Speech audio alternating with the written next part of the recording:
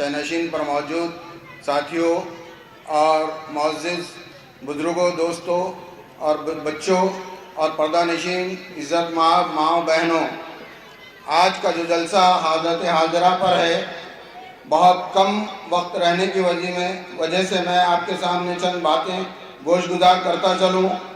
ये हमारा वतन एक वक्त में गंगा जमुना तहज़ीब का गहवारा जाना जाता था, जिसे दागदार बनाने में ना कोई कसर कांग्रेस ने छोड़ी थी और ना अब बीजेपी छोड़ रही है। गांव हत्या के नाम पर 28 लोगों की जान लेने वाले वो जालिमों पर ना आज तक कोई कार्रवाई हुई, ना उन्हें गिरफ्तार किया गया, ना उन्हें सजाएं दी गई, ना उन पर कोई कानूनी चाराजोई का अमल लाया गया, ना कोई बिल पास किया गया।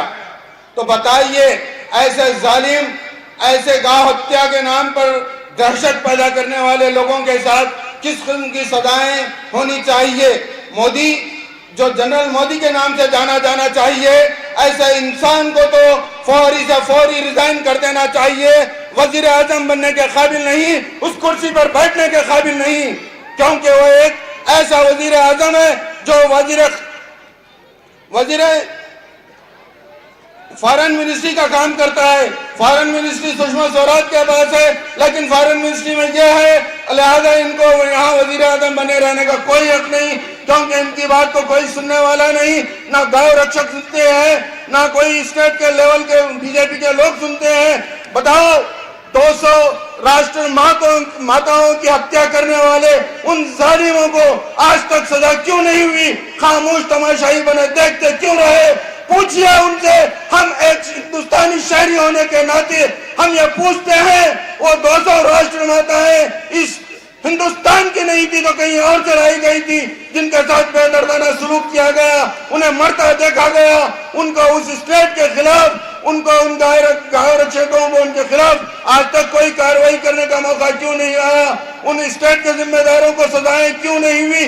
मुसलमान कुछ नहीं करते, मुसलमानों को काट दिया जाता, मुसलमान कुछ नहीं करते, मुसलमानों को तबाह कर दिया जाता, लूट लिया जाता, तालीमें छीन ली जाती, उनके लोन सैंक्शन नहीं किए जाते, मौलाना आजाद की स्कीमों को रुपए अमल नहीं लाया जाता, उनके तालीम खर्च को नहीं दिया जाता।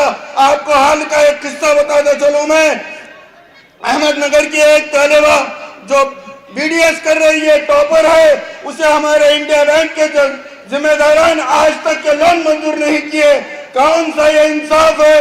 किसके पास जाए, किससे पूछे? कौन हमें इंसाफ दिलाएगा? मेरे दोस्तों, मेरे बुजुर्गों, साथियों, 30 करोड़ अवाम का एक कायद है जिसे अलहाज बैरिस्टर असदुद्दीन अवैसी के नाम से जाना जाता है, जो आपकी आवाज बनकर संसद में हिला देकर रखते रहा है। इतने गैरों के सामने एक असदुद्दीन अवैसी की आवाज जो आपकी आवाज बनकर उभर रही है, उसे कोई दबाने वाला मैं कलाल पैदा नहीं हुआ। एक आदमी जो आपकी आवाज बनकर पार्लियामेंट हाउस में चीखता है, चिल्लाता है, तो दूसरा भाई स्टेट तेलंगाना में, हैदराबाद में आपकी आवाज बनकर चीखता है, चिल्लाता है। हाल ही का न्यूज है 2 दिन पहले का, केसीआर साहब ने कहा ये कांग्रेस नंबर 1 की विलन है। तो मैं बताऊं आपको, कांग्रेस को आपने वोट तो दे दिया आज तक, लेकिन कांग्रेस को नहीं दिया, आपने आरएसएस को वोट दिया। आप देख रहे हैं नांदेड़ के जितने कांग्रेसी है सब बीजेपी में दाखिल हो रहे हैं, और बीजेपी कांग्रेस नहीं आरएसएस की जमात है। तो आप अंदाजा लगा सकते हैं कि आपने अपनी गवाही, अपना सबूत, अपना वोट किसको दिया?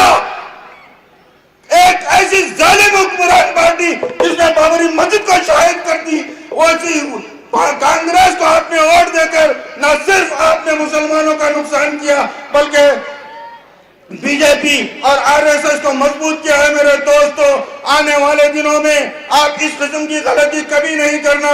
आपका वोट आपकी शहादत है, आपको मालूम होना चाहिए आपकी शहादत कैसी होनी चाहिए।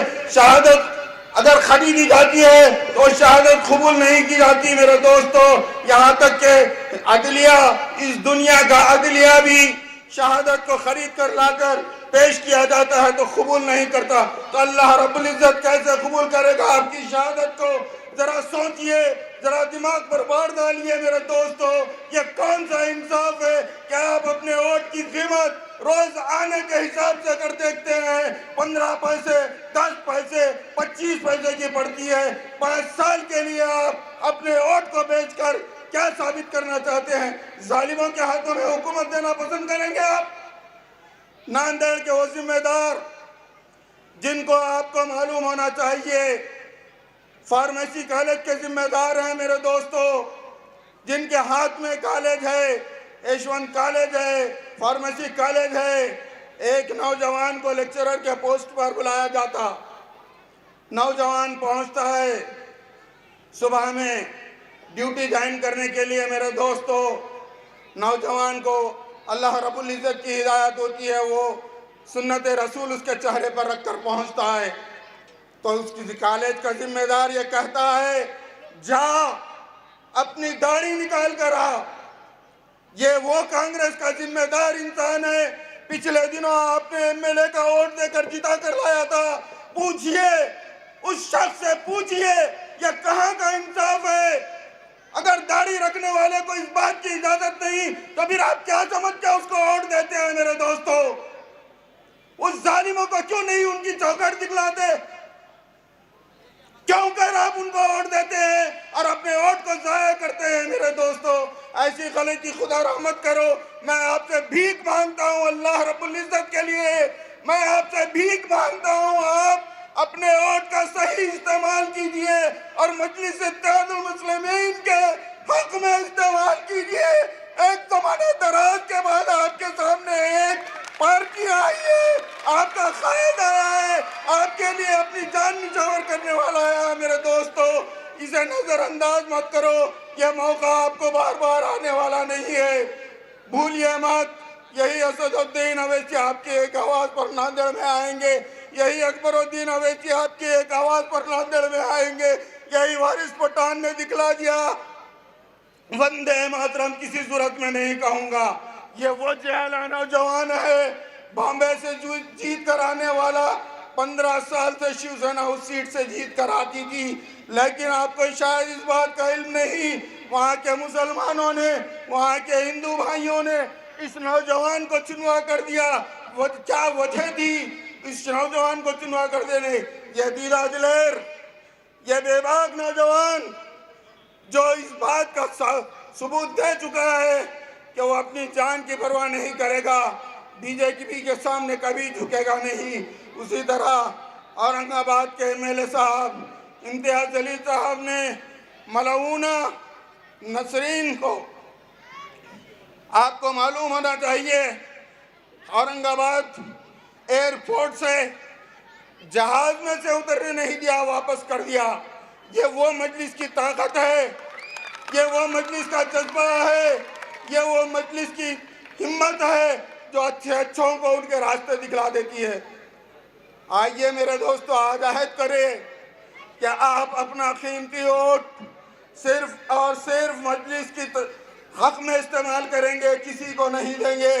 वो 28 गौ हत्या के खून खराबे में जाने गंवाने वालों के लिए आपको आज मुत्तहिद होना पड़ेगा।